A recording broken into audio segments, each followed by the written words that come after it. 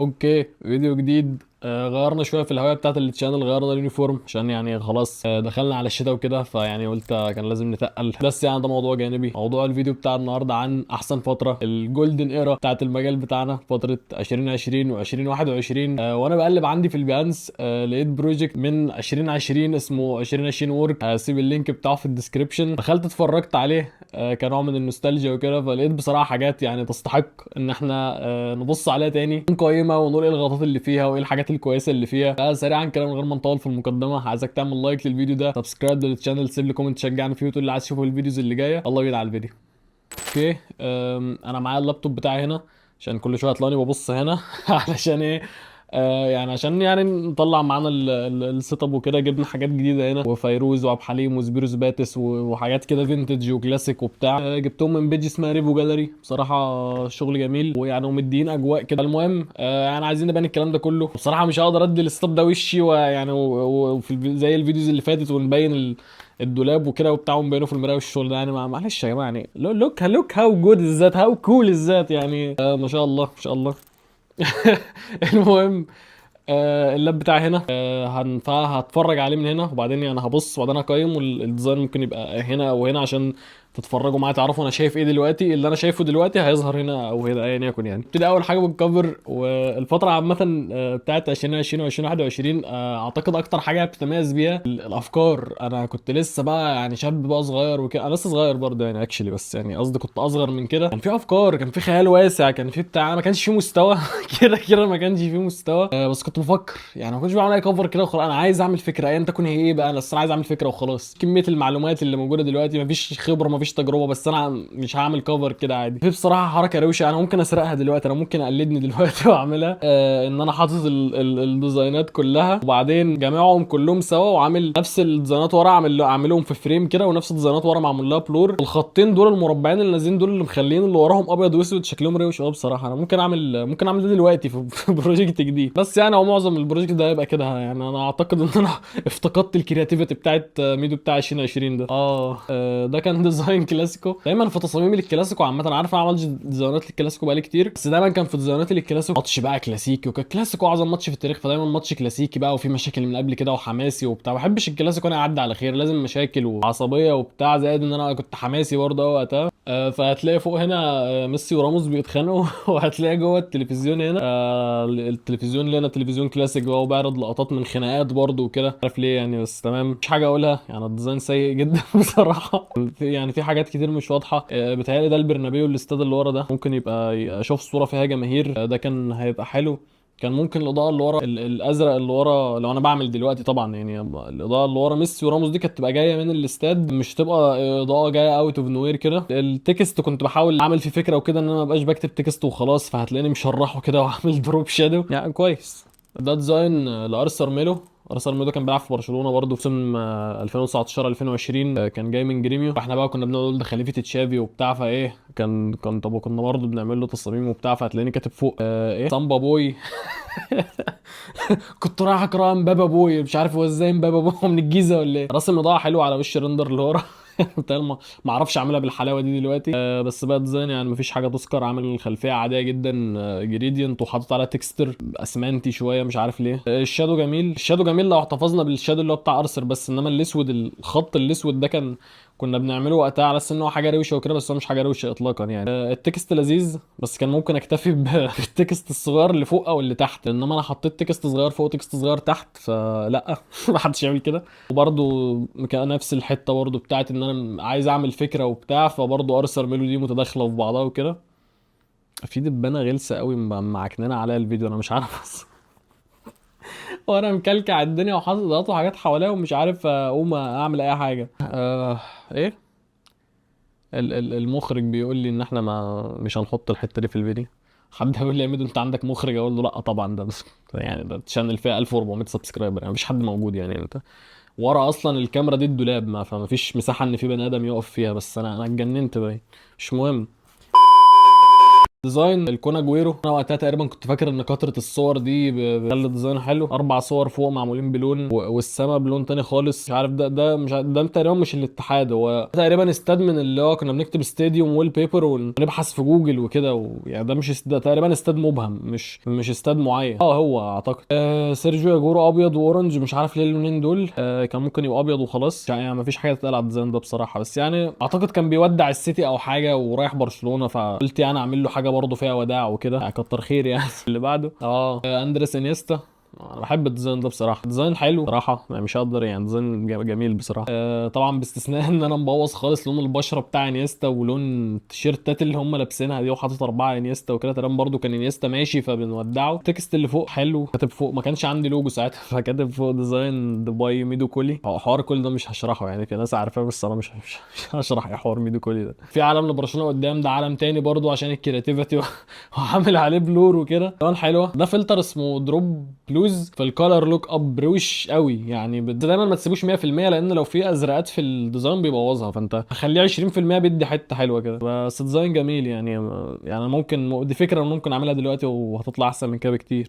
شيري اوموبيلي وقتها عمال بياخد هداف الدوري الايطالي وبتاع. وانا وقتها كنت لسه متفرج مع احمد اخويا على فيلم ثور راجناروك، بحب ثور قوي. فبعد ما خلصنا فرجه على الفيلم قمت ماسك اللاب القديم بتاعي، وعوزت بقى قلت بقى ايه، ندخل دي في دي. انا لابس طاقية ده وحطيت بقى ايه، ده اللوجو بتاع لاتزيو متفرغ، كاتب شيري اوموبيلي كتير قوي ورا وشيري اوموبيلي كتير قوي قدام، وحاطط الحذاء الذهبي تقريبا، ده الحذاء الذهبي الاوروبي مش بتاع الدوري الايطالي بس يعني ينم ان هو هداف وكده. الحاجات اللي ورا باللون الاصفر مش عارف ليه، مفيش فكره في الديزاين غير الحته بتاعت البرق والرعد، ومش عارف انا ليه عامل برضه كليبنج ماسك للبرق جواه، بس يعني اوكي برضه مش مشكله يعني، كنت لسه ببدا يعني. المطرقه اللي هو ماسكها بصراحه يعني، انا كان ممكن بعد ما دخلتها في ايده اسيبها زي ما هي وكان هيبقى شكلها واقعي، بس انا حسيت انه لا، وقعدت ارسم بالاسود على اساس ان ايده عامله شادو على المطرقه اللي في ايده دي، مطرقه ثور وكده. عامه انا مش عارف انا جايب المطرقه بتاعت ثور دي منين. انا بغلب دلوقتي قوي وانا بدور على الحاجات دي، انا كنت بحفرك قوي وانا بدور على الحاجات دي. لو شوف اللي بعد ده من اعز الديزاينات على قلبي، ديزاين لبرونو فرنانديز اول ما راح في اول موسم ليه مع مانشستر يونايتد. الديزاين ده من اكتر الديزاينات اللي جابت لي شغل في حياتي.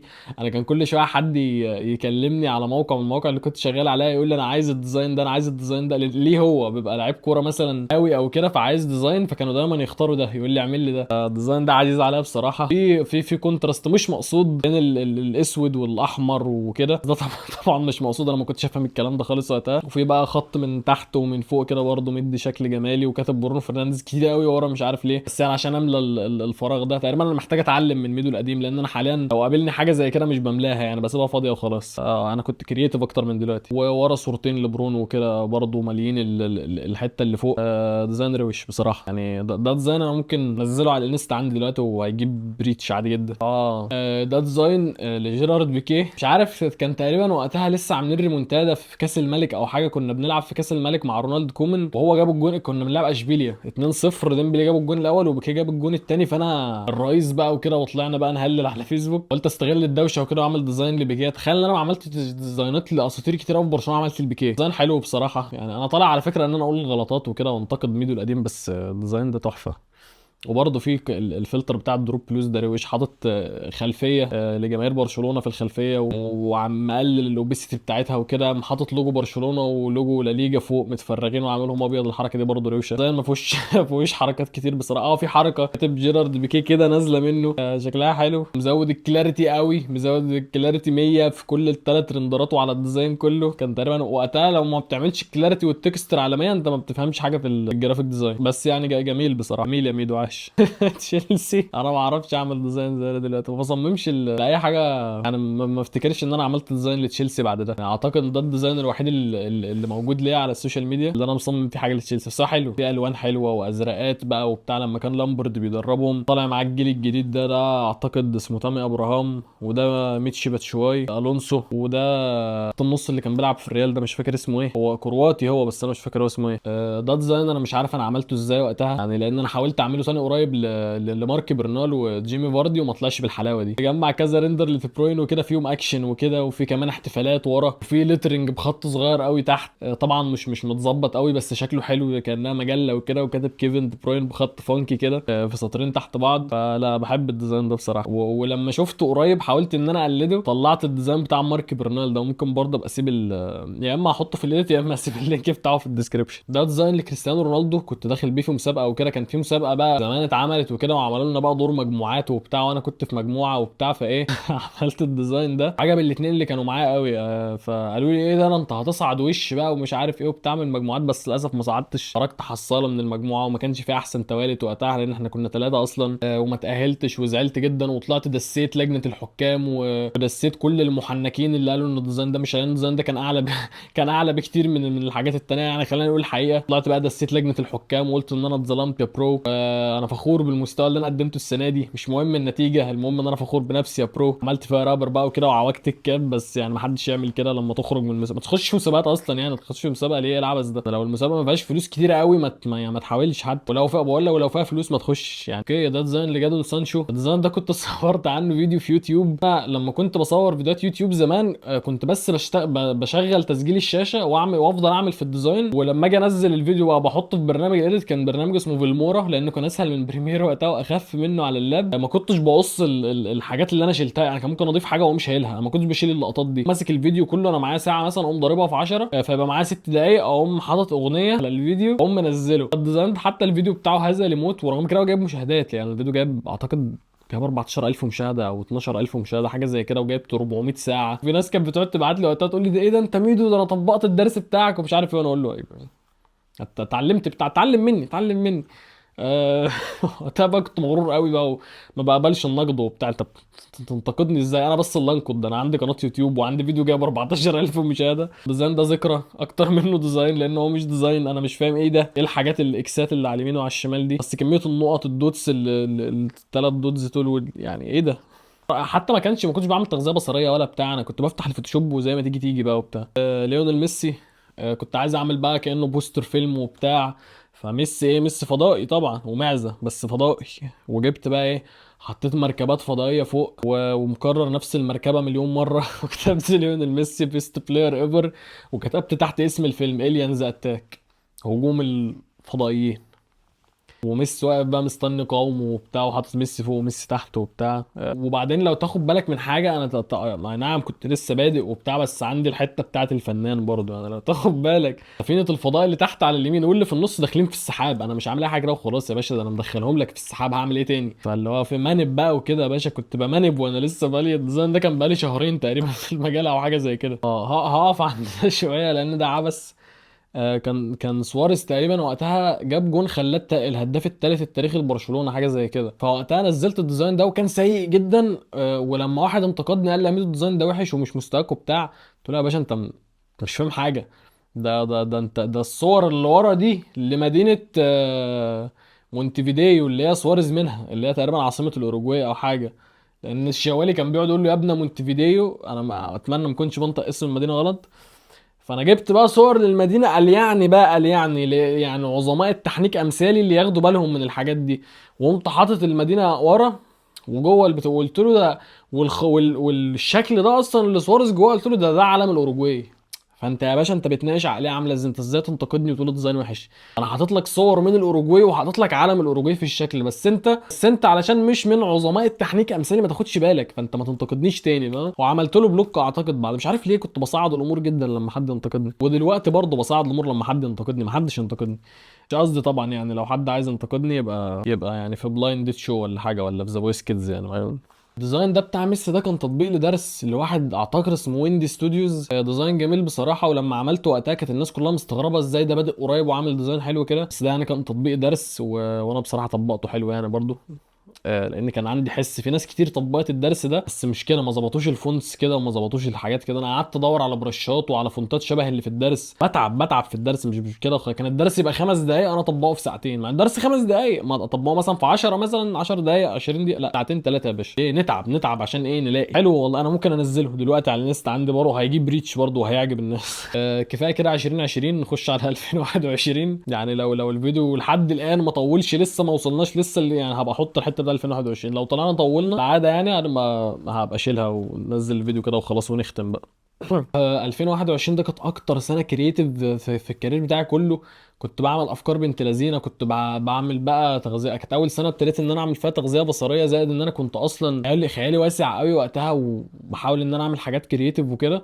زائد ان انا وقتها كنت من الناس القلائل في المجال اللي شغالين وبيجي لهم شغل وفريلانسات وبتاع. من كانت قال لي انت مستواك عادي، انت ازاي شغال، انت ازاي مش عارف ايه، اشمعنى انت يعني، ما في ناس احسن منك. كنت بحاول اثبت وقتها اللي هو لا انا مستواي عالي وبتاع. فكنت ابتديت وقتها ان انا عايز اعمل افكار وكده عشان ابين ان انا مستواي كويس، واعتقد نجحت في ده. الديزاين ده كان في عيد ميلاد ميسي. المشهد ده ما اعرفش حد ياخد باله ولا لا، بس كان في مسلسل افاتار، مش افاتار اللي هو الناس الزرقاء، لا افاتار انج، كان بيجي كده على نيكلوديون واحنا اطفال. كان في لقطه اللي هي ازولا اللي هي كانت الاميره بتاعت عشيره النار، كان افاتار انج وكده في حاله الافاتار وطاير وبتاع، فهي صعقته بالبرق فمات. ظهر لقطه بقى جوه انج وكده بعد ما التناسخ بتاع الافاتار باظ وكده، كان واقف قدامه بقى انج اللي هو الكبير وكده، وانج ده كان ماشي اصلا على مسار كده من الضوء، المسار بتاع الضوء ده اتهد وانج الكبير ده وقع. كان مشهد حلو قوي. انا كنت بحاول اعمل استنساخ للمشهد ده. ميسي هنا صغير زي انج الصغير ماشي على المسار اللي هو الضوئي ده في نص البحر وكده في الضلمه، كانه يعني مشهد مرعب وكده، وقدامه ميسي الكبير ده شايل الاستادات عشان يعني ميسي هو اللي شايل كرة القدم وكده. فحاولت ان انا احط ميسي هو شايل الاستادات ده، استادات